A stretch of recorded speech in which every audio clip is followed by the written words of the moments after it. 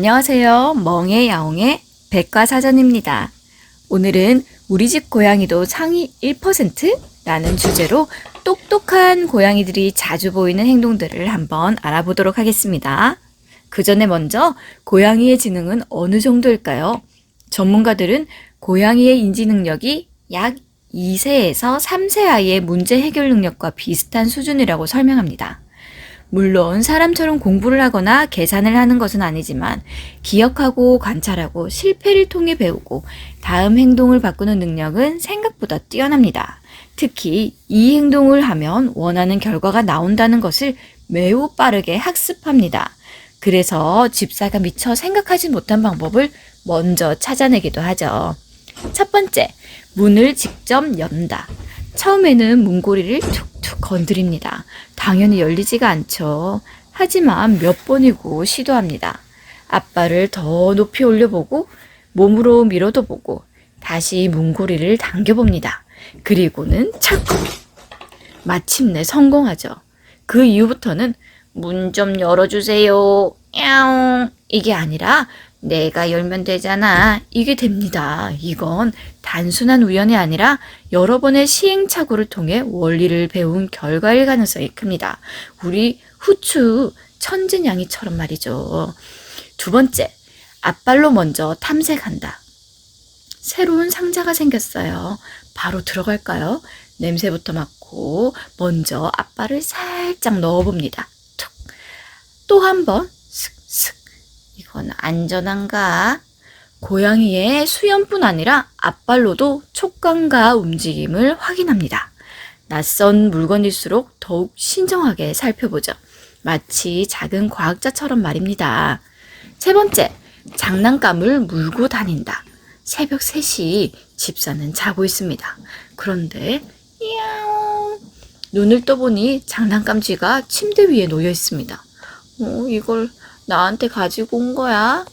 좋아하는 장난감을 물고 다니는 행동은 사냥 본능과 관련이 있으며 안전한 장소로 옮기거나 집사에게 같이 놀자옹 이렇게 신호를 보내는 행동일 수도 있습니다.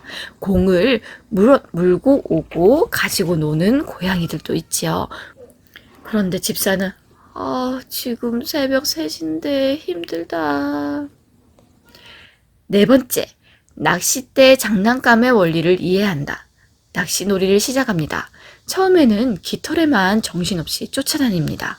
그런데 어느 날부터 이상한 행동을 합니다. 깃털은 안 보고 집사의 손만 빤히 바라봅니다.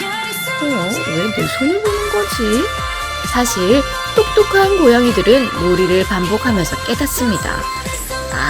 장난감은 혼자 움직이는 게 아니라 집사의 손이 움직여야 장난감도 움직이는구나. 그래서 장난감보다 손이나 낚싯대를 먼저 노리는 경우도 있습니다. 심지어 집사가 움직이기도 전에 먼저 달려들기도 하죠. 손만 잡으면 장난감도 잡을 수 있다옹.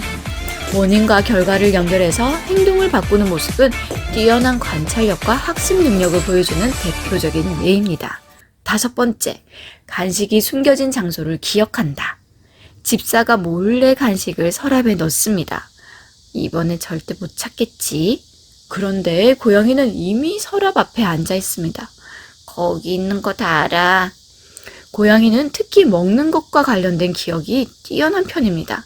한 번 성공했던 장소는 오래 기억합니다. 여섯 번째, 집사의 생활 패턴을 외운다. 알람이 울리기 5분 전, 고양이가 얼굴 앞에 와 있습니다. 야옹. 주말에도 예외는 없습니다. 오늘은 쉬는 날이야. 하지만 고양이에게는 그런 개념이 없습니다. 평소 일어나는 시간, 밥 먹는 시간, 퇴근 시간까지 기억하고 먼저 행동하는 경우가 많습니다. 고양이들은 루틴이 있죠. 그 루틴대로 생활을 한답니다. 일곱 번째, 이름을 알아듣고 선택적으로 반응한다. 타나, 귀가 움직입니다. 하지만 오지 않죠. 추르, 순간 전력 질주. 사실 이름을 몰라서 안 오는 게 아니라 오기 싫어서 안 오는 경우도 많습니다. 연구에서도 어머니요. 고양이는 자신의 이름과 어머니? 자주 듣는 단어를 아야, 구별할 어머니. 수 있는 것으로 알려져 있습니다. 즉, 못 알아듣는 것이 아니라 반응할지 말지를 스스로 선택하는 경우가 많은 것이죠. 자, 같이 먹자. 여러분들의 고양이는 몇 가지나 해당되나요? 문을 열고 앞발로 탐색하고 장난감을 물고 다니고 낚싯대의 원리까지 이해하고 간식 위치를 기억하고 집사의 생활 패턴을 외우고 이름까지 알아듣는다면 정말 관찰력과 학습 능력이 뛰어난 고양이일지도 모릅니다. 하지만 꼭 기억해 주세요. 똑똑한 고양이라고 해서 모두 같은 행동을 하는 것은 아닙니다. 조용한 아이도, 애교 많은 아이도, 활발한 아이도 각자의 방식으로 세상을 배우고 집사와 소통하고 있습니다. 댓글로 우리 집 고양이가 보여준 가장 똑똑한 행동을 남겨주세요. 다음에도 집사님들이 궁금해할 이야기로 찾아오겠습니다. 멍의 야옹의 백과사전이었습니다. 감사합니다.